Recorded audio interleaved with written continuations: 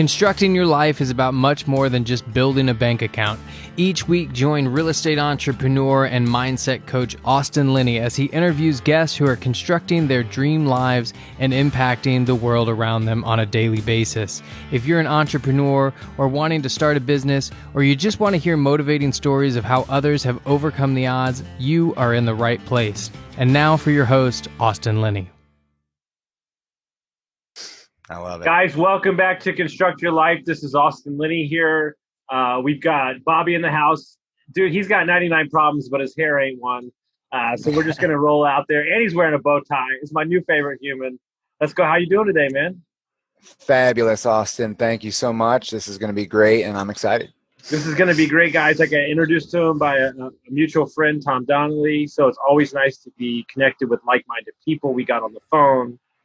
Best friends already, so we're going to get going. Bobby, why don't you start us where you want to? Kind of tell us a little about yourself, and we'll just get rolling. All right. So my story begins with a few more hair follicles, but a little bit more of a chip on my shoulder and some ambition. My journey that led me to here now pretty much started about 5 years ago, but I was changed and motivated to get to that point after both my parents had died many years ago, starting when I was 26. So then, I found myself 5 years ago, wife and 3 kids, and I felt like I worked at a button factory, but in the end, I just wanted to do something different, and in real estate anyways, because that's what I do. And realizing that I wasn't so much of a salesperson and that real estate really wasn't about sales, I had to find a different way of doing it. Ran into a company, which is actually a book called Ninja Selling. And that changed everything for me. Ninja Selling by Larry Kendall is a relationship-based real estate transactions, so to speak. And it changed my business. I've been doing this for about 6 years, but overnight my business doubled, and I ended up writing a book from everything, how everything turned out. And I'm just wanting to share it with the world because I know there's a lot of good people out there that don't want to just start bothering people that they don't know, asking for things that, they may not need, and to help the industry as a whole. This is amazing. And we've now entered where this is my own private interview now, because this is perfect. Because, as I transition over to the coaching business, you want to, and in the real estate transactions, you want to provide as much value as possible, but you also don't want to feel like you're bothering people or you're in their face. But that's where we are this day and age with the social media, with the other things. And so, when you found this training, did it feel like it fit like a glove, or was this like something new that you had to train yourself? And when you found this book, it had, the saying, you had me at hello. Like it was almost like a gift, a blessing, because I had been thinking of how could I sell real estate without calling 500 people a day I don't know, and doing the whole needle in a haystack, just taking the odds. The 99 go jump off of bridges didn't validate the one maybe, which wasted 2 more weeks of my time, which ultimately would be a no, right? So I wanted to do this forever. I'm a 3rd generation realtor. I felt like I could really add value and not have to take value at the same time. And Ninja Selling does it. They proved it. And me being so passive and unable to sell, not really ever even having a sales job, just learn to add value on a professional level and do it with a system that keeps the phone ringing. Mm-hmm. And when you entered into this business, because we talked on the phone, you're about adding value, you're about lifting people up and stuff. So, talk about and it's so much greater than that, right? Because I feel like I felt this way when I found personal development. You want to share it with the world, and you're like, how do you not know this? And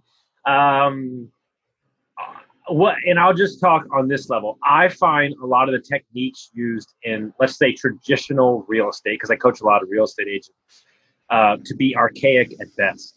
And maybe there's a switching of the guard and so did you feel like you got some pushback even though you had the sales to back it up, or do you feel like that business model, meaning the real estate agent business model, is in the shift?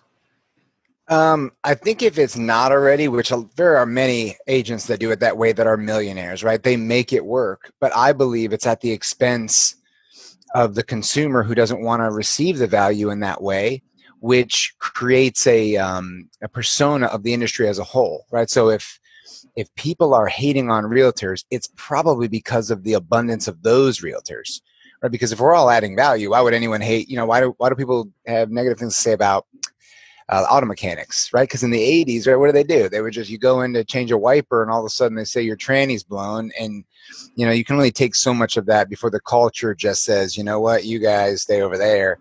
And I call it the trust tax. Stephen Covey's son wrote a book. I forgot something trust. It was a great book though, actually. I read it a long time ago. And for realtors, we have a big trust tax. When I'm trying to sit down with a client to learn their needs and discover the problem or the goal that I can help with, it's not really overcoming me personally as it is the persona of what I do as a realtor. The value, I'm overcoming the negative value on that from the beginning. And I want to change that. In 20 years, I want people to say, hey, if you know a realtor, you got anything you need. If you need this for your house, if you need that, it's like a doctor.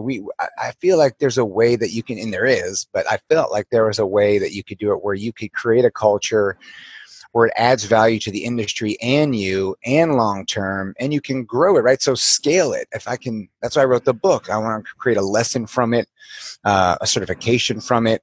So if I can kind of snowball and pack in more realtors so they can learn it and they can take care of their families and not be the roller coaster effect of income and stressing and getting down from the process in general, but thrive and grow. And then everybody wins, right? The consumers are glad, the industry is sustained.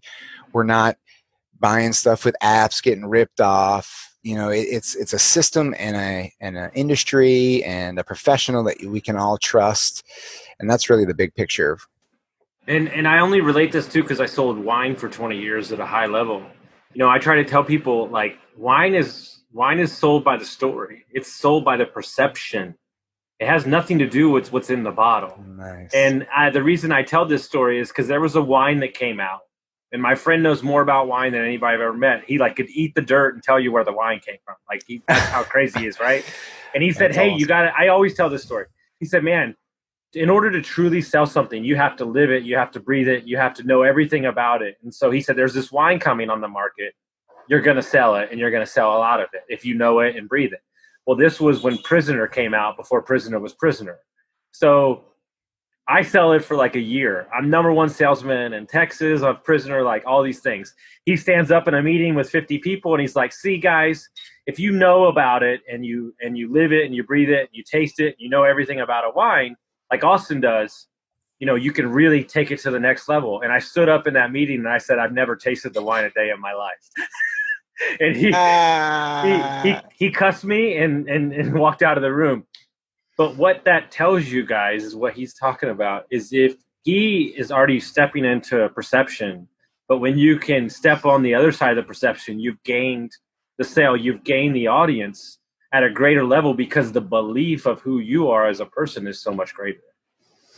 Yes, and I don't want it to sound too like I'm trying to be the Mother Teresa of real estate. If I can succeed in shifting the paradox of the consumer, I win instantly. Mm-hmm. So I get the deal, I get the listing, I get the contract. And that's really the ultimate goal. But what I also think it's doing is it's preserving for the next realtor behind me so that I'm always adding value. That's why networking is a big part of what I do. It's using the resources of other professionals directly and indirectly in the field to just add value any way I can for people as their lifelong relationship realtor. I can supply them with anything they need for any reason. It doesn't have to do with the house. And that's the premise of Ninja Selling.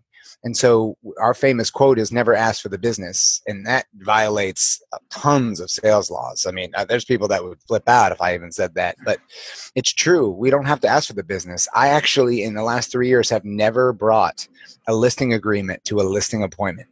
And I'm the only realtor that I know and I've sold a couple hundred, I think, in the last, 4, 5, 6 years. That doesn't bring them, because I don't want the obligation of the pressure of feeling that matters.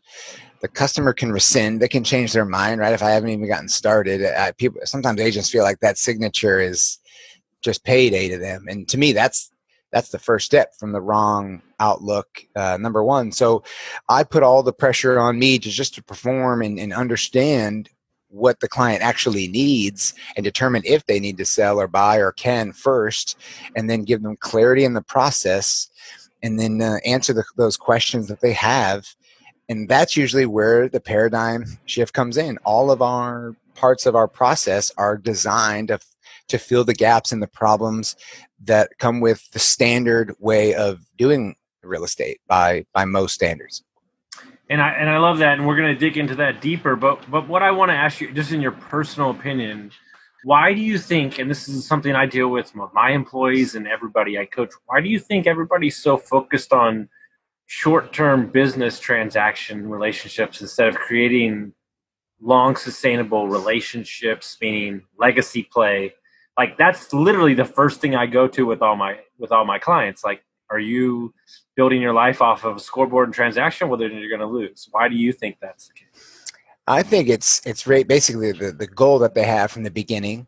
Number one, how do they want to scale it? And there's two ways to do it. You can start with an advocacy of the consumer, like the people's champ, like which my persona. But then there's others. I've met brokers who thought from the beginning to scale it up, but not by the culture, not by the system, but by just recruiting agents. And they just want to have a brokerage as soon as possible, scale it up to a sellable commodity, and do it that way. But from really the heart of the answer to that question is, most people just don't believe there's as much value in long-term play from today's actions as it is today's actions for the next shiny thing. They don't believe it for themselves, or that it'll happen, or that it'll be sustainable with whatever they do or know now. Mm-hmm. No, and I agree. I mean, I think, what's not talked about is culture, I think, is everything. I think, I was talking to a bigger investor the other day, and he said the only real capital that exists in this world is people capital, is social capital. And when you find the assets, meaning the people, because you're one person.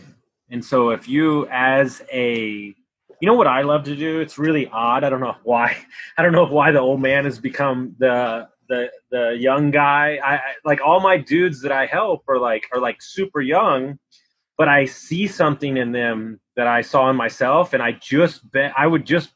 God, if somebody would have told me at 24, I'd already be sitting on a beach somewhere. Right. And so, like, everybody asks me, like, what do you think about when you do these interviews? Like, I've said, I'm just giving advice to my younger self. That's all it is. And so, I think that you meet these people, and as long as their goals are aligned with you and their values are aligned with you, I think adding people to a stable of real estate agents just because they do revenue doesn't really do anything for me. So I would imagine you, as a builder, you're looking for a certain type of person, right? So what are the qualities, the values of that person that you're looking for when you're seeking team members? It's really attitude, but also what they're willing to do, right? And not everybody is ready to go. In fact, you're almost never ready. You just have to decide. But it's what they're willing to do and why. And I think if those answers are agreeable by all parties, it's going to be a great journey, because they're going to be doing the things that they should to get the results that they're expecting, and that I know are possible from it. And that's good. I mean, you don't have to do special training. You don't have to learn all these types of closes. I always tell people, just be yourself. If the main goal is to work with people or to have a connection to where like and trust them, well, what's the most important on the very first interaction? And almost always they say trust. And I get it, because trust is more valuable as a whole, but you're never going to get real trust on the first interaction. How could we? But if we can get them to like us by being ourselves, then everything can build off that. If they like us, if there's some good energy and I get good positive vibes, and you're fun and funny and relaxed and you're free from concern, so I feel like I can let my guard down, that's how you build trust and really get to know somebody. And at the end of that, then you've got a raving fan. And that's how the referrals snowball. But that's the goal, is to just be yourself, add value, listen really deeply. There's an acronym in the book, Good Talk, Great Sales, the TALK, and it's designed to structure around that whole interaction between a client, so that you can start to build residual income and opportunities in real estate. Because if you have to make money fast, like if you just join real estate and you need money like, $100 tomorrow, that's the only problem I see with people, because I personally don't even know how to do it this way and right off the bat get instant results. There's a chapter in my book called Relationships, and it tells a story of how a handyman in my networking group just saved the day for a client, and I ended up getting numerous referrals from that same client since, and it was just a great story. But there wasn't anything I did or paid within that 1, 2, 3, 6 months of time that made it happen. It was the years before to building the relationship of gratitude of past sales, and the relationship set to ensure that there'll be future referrals in the future. So in many cases, they'll do anything for somebody with that sort of influence. And so it takes time to build that up. But once you do, the phone rings. And 100%, Diego Corza texted me yesterday, my buddy, and he's like, dude, 2 years in a row, I haven't spent a dime on marketing. It's going to be the best year of my life. Last year was the best year of my life, all referrals. And I think what people don't understand is when you have a referral, the trust base in that closing is almost, I would say it's probably 80% or higher, because you've already got the stamp of approval instead of seeking new business.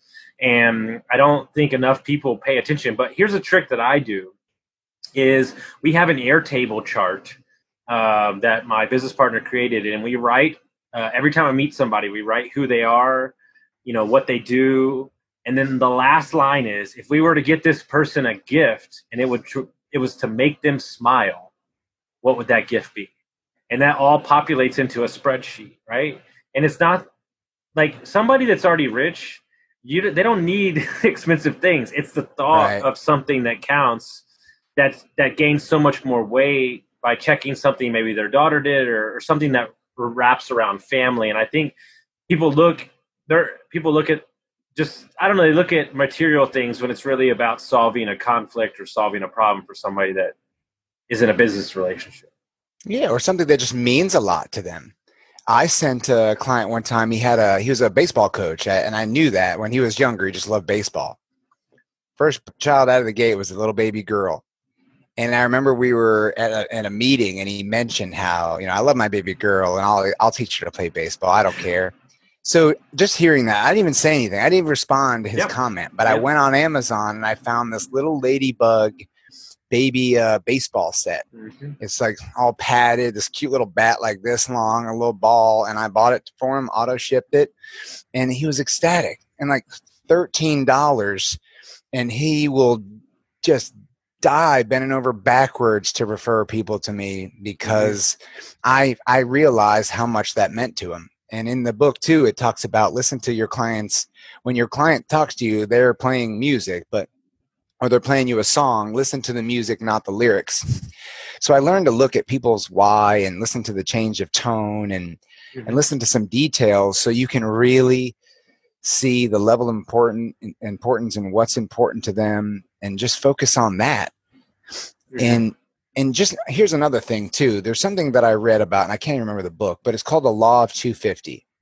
So it says that every human being, most human beings, when they get to a professional or a level in their life professionally where they're at an age where they met someone and they're going to get married, this author interviewed all these wedding coordinating people, and they said, how many people show up to these weddings? And he said 500. So it's 250 each, much bigger than my wedding. I think I had about 250 total. But he said each person kind of has a collaborative family unit of friends, colleagues, old friends, new friends, 250 people they know. And he proves it because he interviewed people who run funerals, funeral homes, or cemeteries, and he interviewed how many people show up to your average wake, or your average like open casket, or your funeral. And he said 250.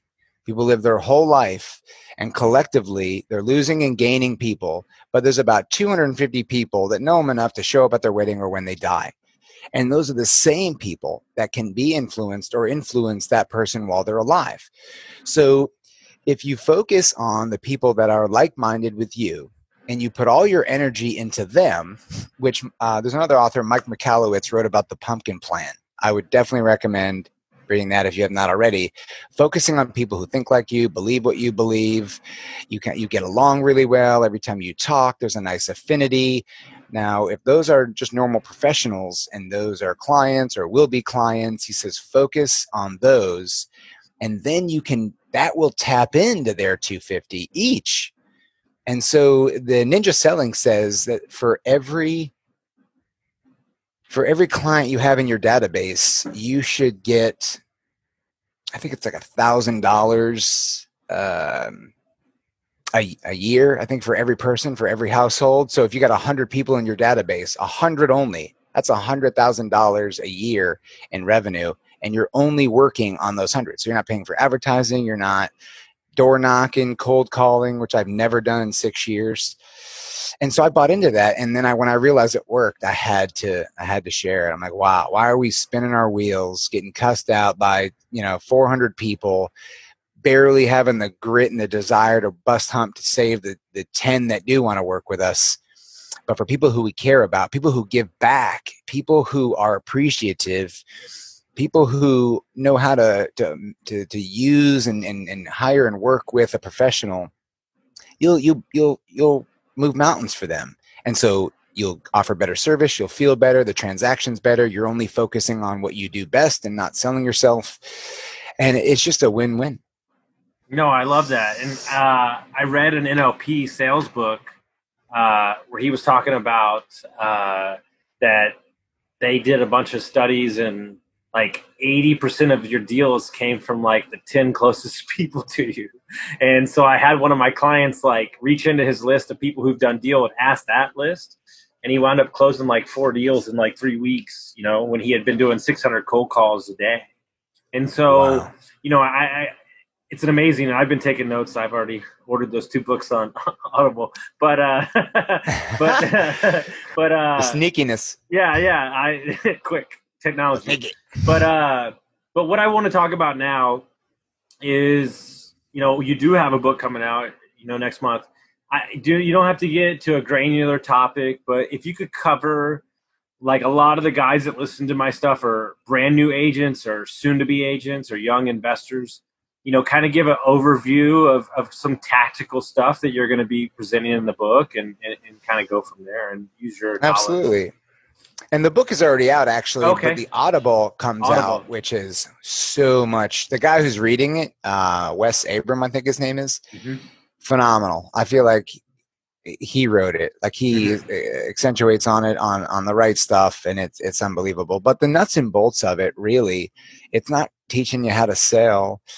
It gives you some good operations for real estate towards the end, but it's split into 3 categories. So to understand the book itself before learning some of the techniques is to know what it's designed to do. And when you ever heard the saying, when the teacher's ready, the student will. When the student's ready, the teacher will appear. Mm-hmm. The book has a ton of nuggets in it, but I found that people aren't going to do it if they're not motivated to do it. They'd rather stick with what they're used to, what they're comfortable with, what they know.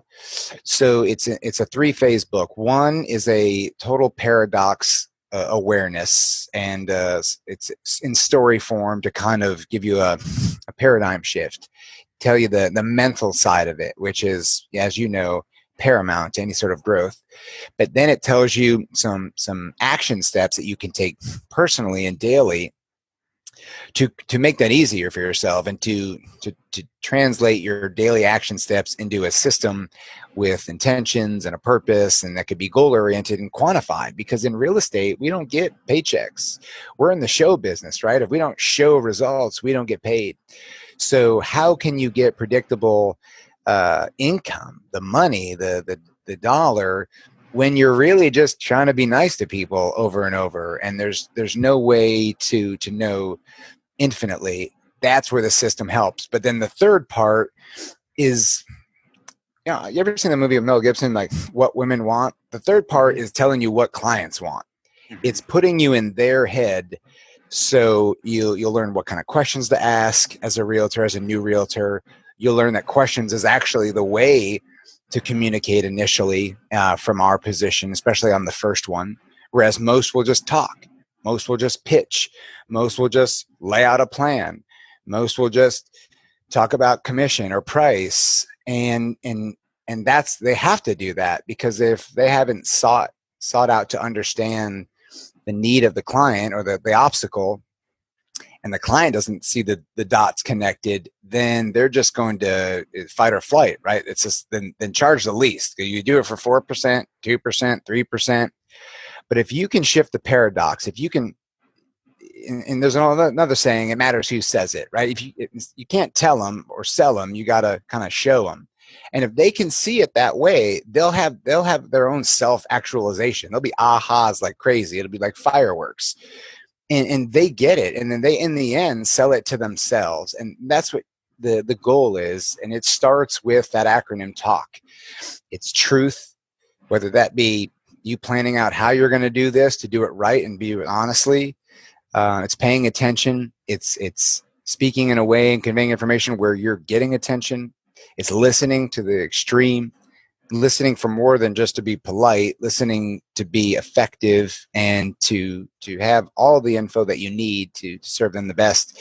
And kindness, that's the attitude you should have. You know, as soon as an agent hears something they don't like or that's different or something they feared, then it's all about them, and they get emotional, they get a little snuffy, or they get a little argumentative, or, you know, if someone says do it for 5%, I saw a script once where the person said, well, I'm worth more than that.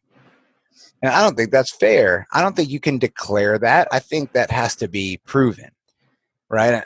You just can't say you're worth it. I've had agents that just got out of real estate school and they go, I'm going to make a commitment to only do open houses at $1 million and above. Like, well, that's awesome, but, you know, good. I wish that person the best who hires you to sell their $1 million asset just because you want to, just because you want to, you know, have more, a higher dollar per hour thing. You know, there's another saying, don't practice on your clients. So that's it. Just go in there with true discovery.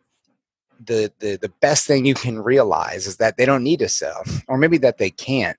But if you're honest with that, you'll save yourself so much heartache. And if you're honest with that and they do need to sell, they will realize it in many cases before you as the agent, and you'll always get the deal. And they'll never ask you about commission. I have not had to rebuttal commission I can't remember the last time.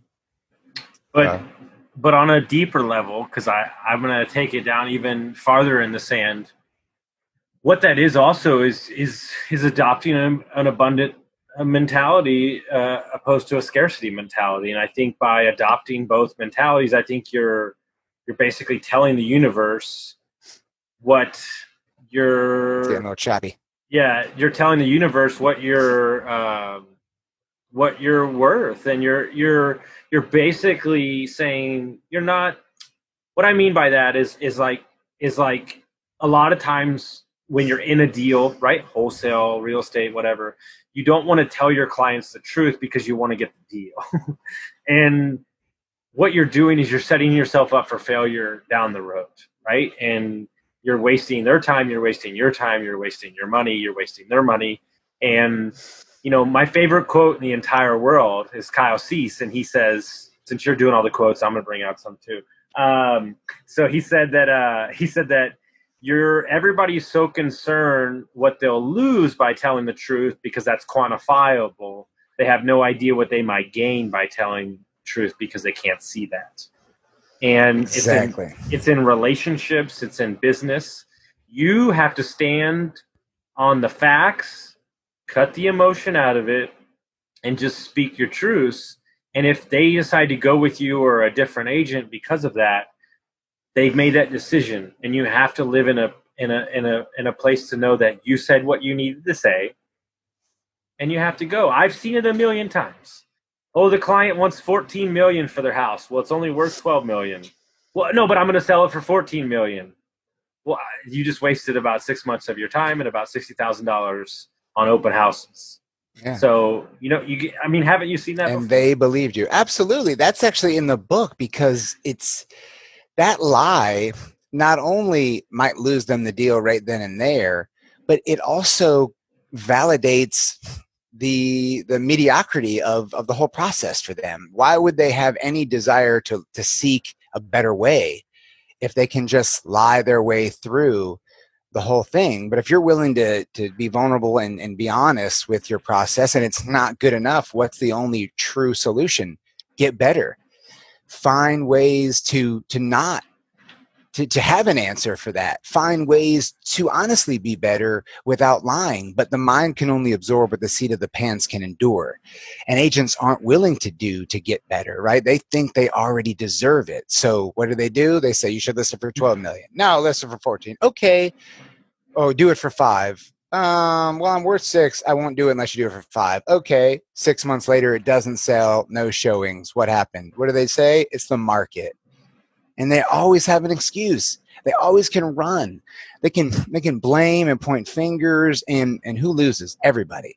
The seller, the agent, the industry. They're starting over. Now they're going to, list it for sale by owner, and that's probably going to be worse. Or maybe they will sell it and think they can do it better, but they sold it for $50,000 less than most. And I mean, it's just terrible. But if they're really being honest, they will seek and find ways to be better. And that happened for me. My listing of appointments and the things I do, it's constantly evolving. It's different. My approach is different this week than it was 2 months ago, because every time there's a problem, I create a part of the system that is a solution, and it just keeps getting better. No, it's so funny. I just taught an Airbnb class before this, and I left them with this last thing. If a problem happens in your property or with your systems, and you write it down, and it happens more than once, it ain't the customer or the guest's fault. You got to look right in the mirror. And I don't think people do that enough. And that took me a long time to understand. And it wasn't until I read Jocko Willick's book, Extreme Ownership, that regardless of what it is, you own it. My drug problems, my alcohol problems, you can blame all the people in the world, my overweight, all those things. But it's not until you step in the mirror and you stare at yourself and say, I'm going to stand up for the ownership of my problems. I can't control what other people's issues were in this, but I'm going to take my power. And when you do that, it's a simple thing is we hide our truths in the cave with the darkness.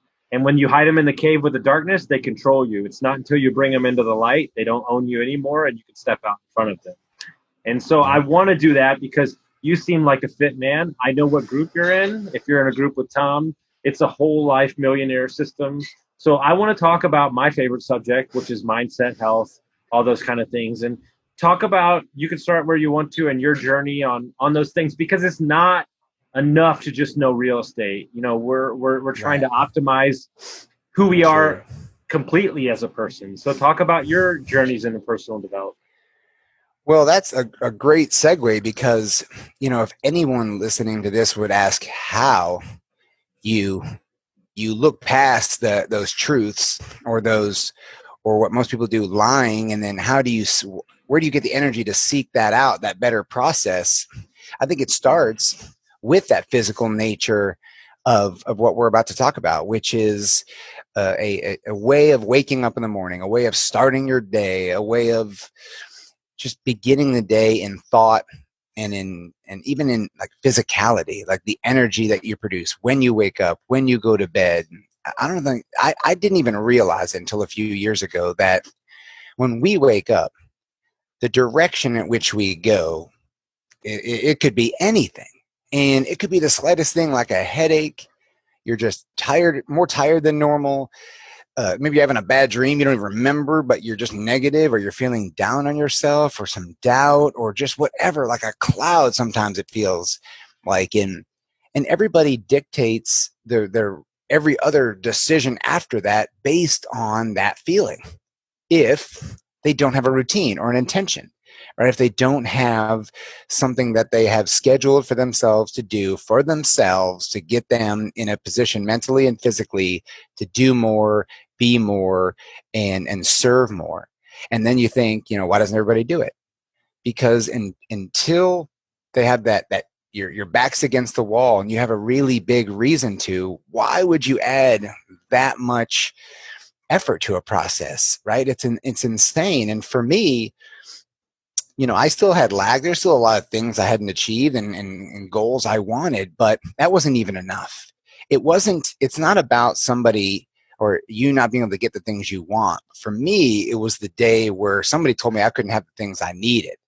And that wasn't good enough, right? So when you have that oh no day to where enough is enough, you'll do it. So then I just sought out solutions. I needed to hear stories of who did what. So I was reading out of disparity. And I started to understand the connection between the mind and the body when you do something physical. And I had just come off a year where I worked my bumper off.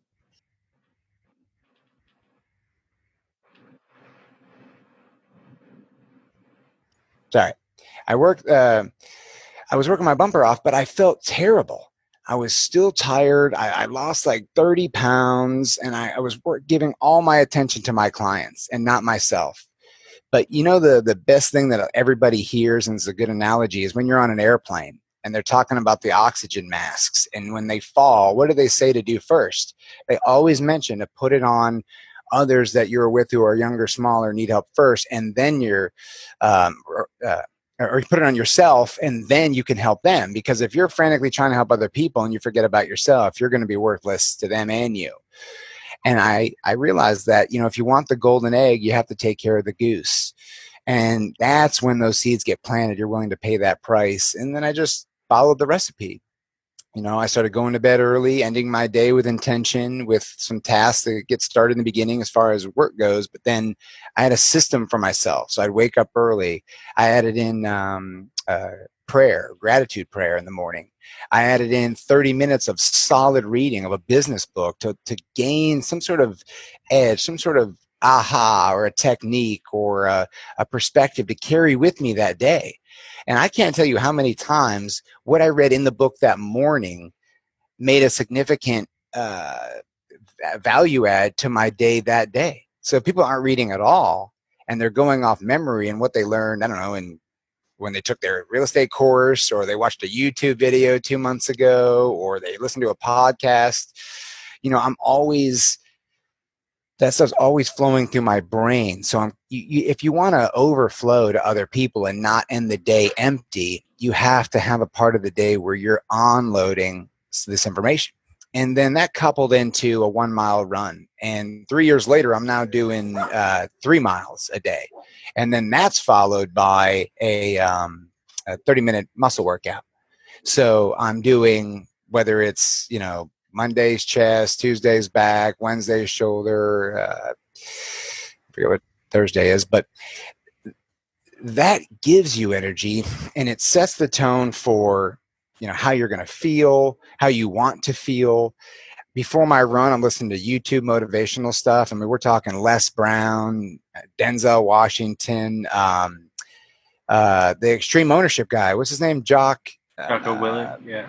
Oh, yes. I love seeing his little 4:30 Timex Ironman things and stuff like that. I mean, that just fires me up. And it's not automatic, right? I have to force that information into my head. I don't wake up going, I'm going to run through a wall and crush it.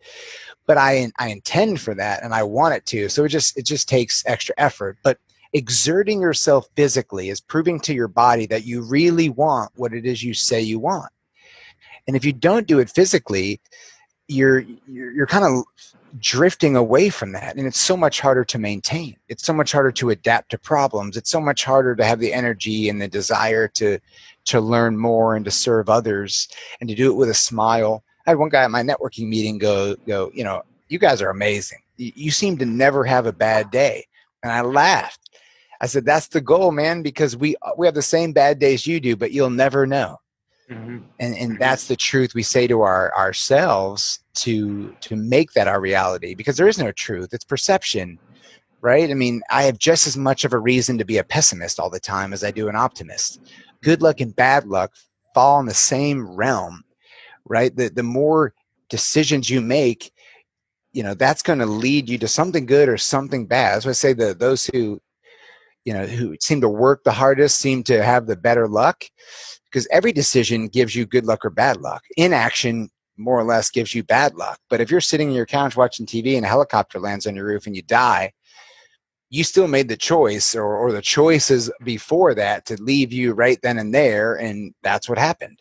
So because our choices dictate what happens to us, I say if it can go both ways, why not set goals, kind of technically, specifically reverse engineer them and have a plan of action daily, weekly, and monthly to attain them, commit to an attitude to keep me happily moving towards that, and serve others seeking to learn more and master what I do. And it's been amazing. Easier said than done. But again, I haven't told you the 2x4 story, which might explain a lot of things, but that's it. The physical stuff that you do is huge. And when you do it is even more important. The miracle morning is what I think everybody should get to really take what I just said a lot more detailed and a lot deeper, by Hal Elrod. He's been on the GoBro Talks a couple times too. But the miracle morning is what took what I learned from ninja selling and allowed me to physically apply it to my world. And it's been awesome. Yeah. And I think, we were talking about this the other day. I've got a couple friends of mine. First of all, if you coach with me, you're not allowed to not work out. I think it's the quickest way to change your life, to win small habits, small goals you can win over and over, gain the confidence that you're seeking in yourself. But I think people get scared of discipline. They get scared of like, well, that's too much. Like, I don't have the time. And I'm like, no, you're not creating the time, because you're viewing as your time with your client or your time where you think you're moving forward. You're actually not, right? And in full disclosure, like, I haven't had the best day. Like, my mind is playing tricks with me. But in the past, I would have knocked out a handle of vodka. Instead, now that I'm sober and I'm surrounded by amazing people, I sent one text out to Matty A. Everybody knows Matty A. And he sent it right back and straightened me out, and we're good to go, right? And that's what you've created, because the mindset is so set on, the default is set on hell yeah, right? Instead of hell no. And because it is, I can pull it out real quick, and I think that's the difference, is because there's been so much work on the mind, I get a lot of my power from Jesus and Christ and my faith. And there's something called exousia power. And it's the power to not do something that you can do, that you know how to do, but it's not good for you. It's easy, it's accessible, it's tempting, but it doesn't help you. And that resistance gives you the same confidence that doing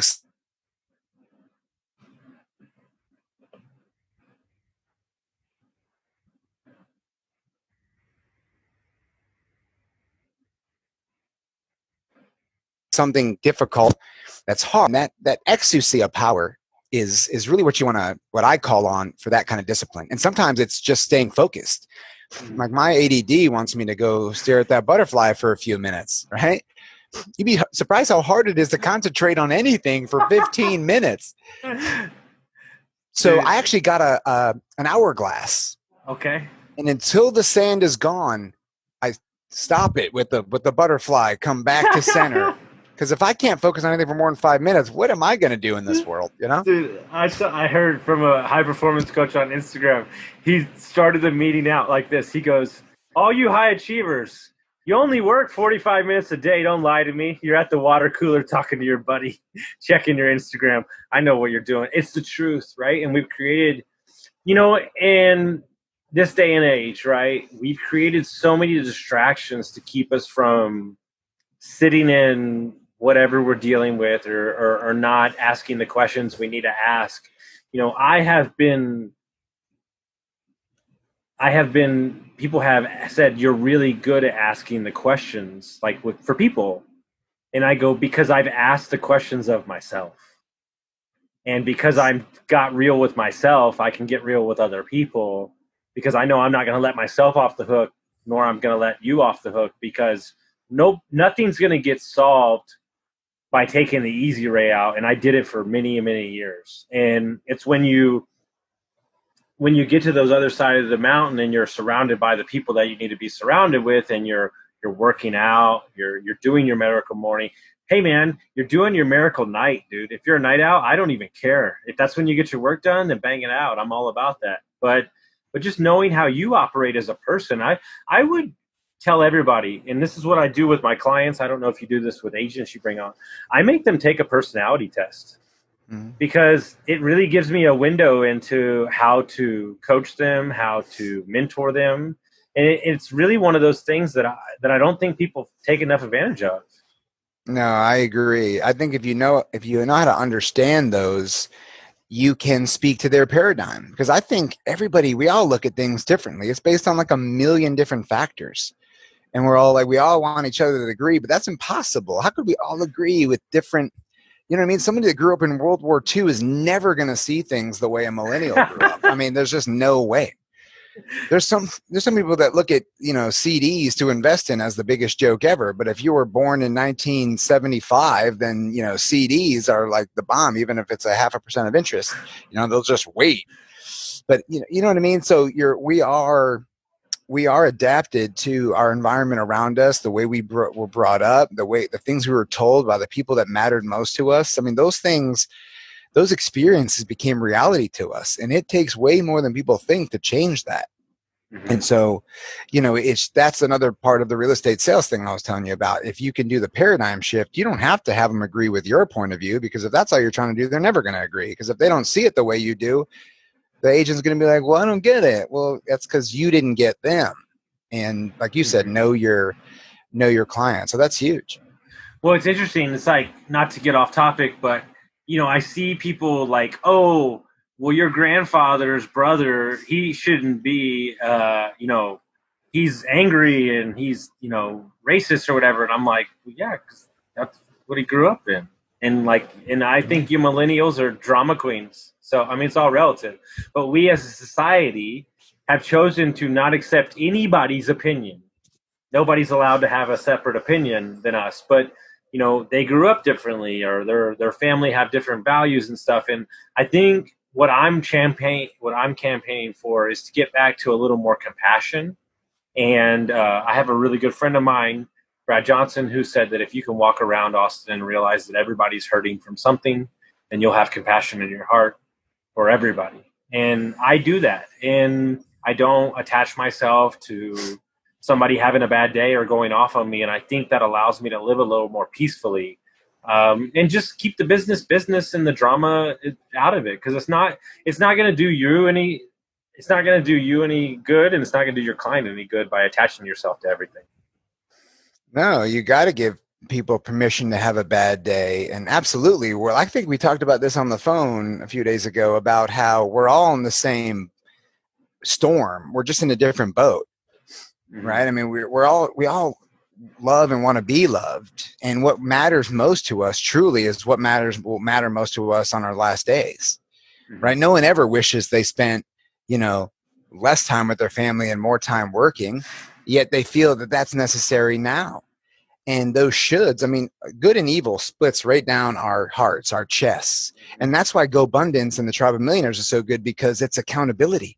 We need it. We need that outside perspective, because we can should all over ourselves, SHOULD, about what is good, but then we'll validate or self-validate an inaction. And tomorrow, or that can wait. No, if you told yourself this morning it can't, then it still can't. But we, based on our energy or how we're feeling, we might justify, but no. Accountability partners are amazing for that, because they're the gyroscope of our own desires that somehow we forget. And it's in journaling that I realized that. I look back at my journaling and I'm thinking, geez Louise, I had plans to do this, this, and this. What even happened? Like, I forgot about the most important thing in my life on June 12th, 2018. Like, that's how crazy goals can be. And then you just forget about them. So it's amazing how we can do that. So it's staying focused on what matters, because it's what matters, not because of how you feel that day. And I mean, that's the best way to help anyone, yourself or your client. That's powerful. You just set me straight right there. So I like that because it matters, right? Because here's the hardest part. As a person who puts out content, podcasts, this conversation, whatever, there is an easy way that you could wake up every day and check your numbers. Oh my God, what am I doing? What did they do this? And I made a conscious choice to not, because it's not going to do anything for me. And I have to remove myself from the results, as I say, married to the process, divorced from the results, and know that anytime I'm feeling bad or I'm feeling like I'm not getting anywhere, what happens? The universe sends me that message and I get it and I'm like, ding, okay, like somebody's listening, we help somebody, like great. So it's just, you just have to keep at it and, 10 feet from gold, that's the saying. But man, I've had such a good time. How do people buy the book now if they want to get it? And then how do they find out about you and all that stuff? Thank you, Austin. Right now, you just go on Amazon.com and just type in Good Talk, Great Sales. It's only sold on there, but you can get a ton of free content on my website, goodtalknation.com. I got like 100 videos. A big one of my favorites on there is work-life balance. Mm-hmm. If you're transitioning from, entry level to high level, work-life balance, that video will give anybody a huge edge on how to not feel guilty about being away from their customers when they're with their family, and how to not feel guilty when they're with their customers about being away from their family, and understanding work-life balance as an entrepreneur, as somebody who is in control of their own schedule and is trying to find that balance, juggling act for peace, inward, outward, all around, and thriving success and 5-star reviews. And I'll end with the fact that you said, what's your quantifier, and it's, for me, it's not sales. The biggest thing that I love is on my desk, all the way around the desk, there's hundreds of thank you cards, whether it be from vendors or customers, deep sentimental thank yous, unbranded, appreciate you kind of thing. And that's everything, because you're hitting you're sending the right message when that's the result. So if you look for that gratitude in those thank you cards, everything will follow. More clients, more opportunities, more money. And that's how I fell into, Tribe of Millionaires, Go Abundance. That's how I met you. You intend, you have your goal, you set it, you go after it. And here we are. And I agree. And the world's a better place because, as my buddy would say, when you're playing that game, you're playing an infinite sum game, and you can't touch me because it's not based off of results, right? And so, make sure, guys, that you're living with compassion. You're setting the intention in relationships and talking the truths. Go pick up his book. The Audible's coming out soon. Man, I appreciate you so much, my brother. Thank you for coming on. Thank you, Austin. This was awesome. And those are great questions too, by the way. So, and guess what? They weren't written down. They just come to me. So yeah, that's good, man. Thank you so much, dude. I appreciate it so much. I'm gonna have to get me a bow tie now too, because I'm jealous on the bow tie. That's too funny. So. It's awesome. All right, my man. Friend. If you like this, Austin, you got it. If you like this interview, make sure you share it with your friends, guys. We'll see you next time.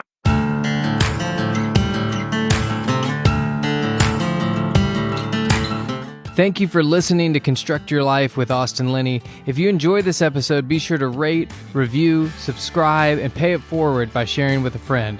Most importantly, take this opportunity to start constructing your life by taking immediate action on what you learned. For show notes, resources, and more information on one-on-one coaching with Austin, visit constructyourlifepodcast.com.